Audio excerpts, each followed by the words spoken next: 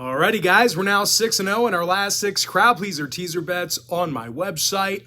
And I'll include a link for today's crowd pleaser teaser in the description section below. We're also 18-2 in our last 20 bets in that very same package, and that's good for 90% in that stretch. We currently have over 605 members who are signed up and active on my website right now.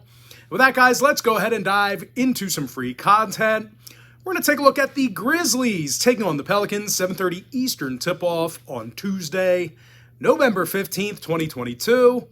New Orleans is -3, totals 228.5. Now, the Pelicans are in the top 10 in scoring, and they're making 48% of their field goals as a team.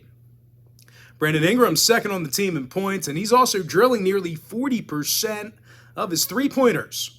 Meanwhile, CJ McCollum's averaging 17 points a night along with 6 assists. When it comes to defensive play, the Pels rebound very well, and they're limiting their opponents to just 32% shooting from three-land. Now they're facing a Memphis squad who failed to cover in 6 out of their last 9. Failures to cover against the likes of Washington, San Antonio, and Portland. The Grizzlies are also the worst free throw shooting team in the game right now. Now when it comes to the injury report, Jackson and Moran are questionable for the Grizz. Meanwhile, for New Orleans, Zion Williamson's questionable with a foot. When it comes to the total, the Pels saw their last 3 straight stay under the number. Meanwhile, Memphis went 70% to the under in their last 10. I'm going to lean toward the Pelicans, -3, under 228.5. Next ball game, it is going to be Clips, Mavs, 8:30 p.m. East. Dallas is the 7-point favorite at home, totals 212.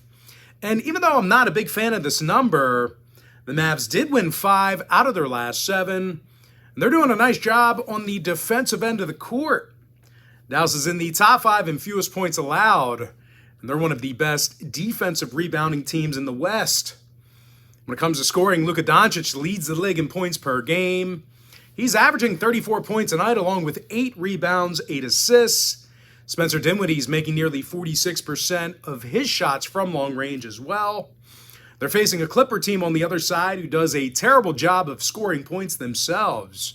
As a matter of fact, these guys are scoring fewer points per game than any other team in the association. No real surprise here, guys. The Clips are amongst the worst three-point shooting teams in the Western Conference. Now, injury-wise, Kawhi is still out for Los Angeles. Meanwhile, for Dallas, Davis Bertans is still out with a knee. When it comes to the total, Dallas saw unders recently against the likes of Orlando, Brooklyn, and Utah. Meanwhile, the Clippers went 70% to the under in their last 10 themselves. I'm going to lean toward Dallas, -7, under 212. Next ball game, it is going to be Knicks at the Jazz, 9 o'clock Eastern start time. Utah is -5, totals 232. When it comes to covering the point spread, the Jazz went 7-2 against the number in their last 9, and they're one of the better scoring teams in the league. They're in the top 5 in points per contest, and they also do a nice job of shooting from beyond the arc. Now, Malik Beasley, he's making 42% of his 3 balls this year. Dozen points a night as well for the role player.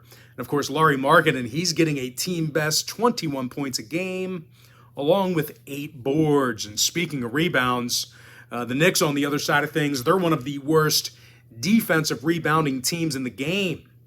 They're in the bottom 5 in the league right now in that particular category. They're also allowing 117 points a night. And they failed to cover in 8 out of their last 10.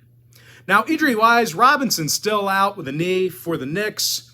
When it comes to the total, New York went 60% to the over in their last 10. Meanwhile, Utah saw 3 out of their last 4 get over the total themselves. I'm going to lean toward the Jazz, -5, over 232. Next ball game, it is going to be Spurs, Blazers, 10 o'clock Eastern start time. Portland's -8, totals 226. But despite being favored in this one, the Blazers haven't been completely crisp on offense. They're in the bottom 10 in points per game, and they're making only 76% of their free throws. They're facing a San Antonio squad who's done a nice job covering the number over the past week or so. They actually covered in 3 out of their last 4 successful covers over the likes of Milwaukee, Memphis, and Denver. They're also doing a nice job shooting from long distance. These guys are currently in the top 10 in the league right now in offensive three-point percentage. Keldon Johnson's making over 42% of his three-pointers. He also leads the team in scoring. Devin Vassell's also getting 19.5 points a game, along with 41% shooting from downtown. When it comes to the injury report, Jones and Branham are questionable. Langford and Collins are still out.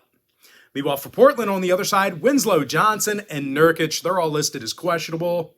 Now, when it comes to the total, Portland saw 5 out of their last 7 stay under the number. Meanwhile, San Antonio went 5-2 to the under in their last 7 themselves. I'm going to lean towards San Antonio plus 8 under 226. And with that, guys, we're going to jump into our next and final matchup for the video. It is going to be Nets at the Kings, 10 o'clock Eastern start time. Sacramento's the 2-point favorite, totals 226.5. And even though Sacramento's been real good against the number this year, they're having a tough time grabbing offensive rebounds. They're in the bottom 3 in offensive boards per contest right now. Meanwhile, on the other end of the court, this is one of the worst defensive teams in the West. These guys are in the bottom 3 in guarding the 3-ball. One more thing to add, too, they're letting their opponents make 50% of their field goals against them. Of course, I'm talking about Sacramento. The Kings, they're taking on a Brooklyn squad on the other side who does a nice job shooting from the field themselves. These guys are in the top 10 in offensive field goal percentage. They're also led by Kevin Durant, who's currently scoring 30 points a game, and he shoots 92% from the foul line. When it comes to shooting the 3-ball, Royce O'Neal is knocking down 42% of his shots from long range. Now, injury-wise, Simmons and Watanabe are listed as questionable for Brooklyn. When it comes to the number in this one, Brooklyn did see overs recently against the likes of the Lakers, Indiana, and Dallas.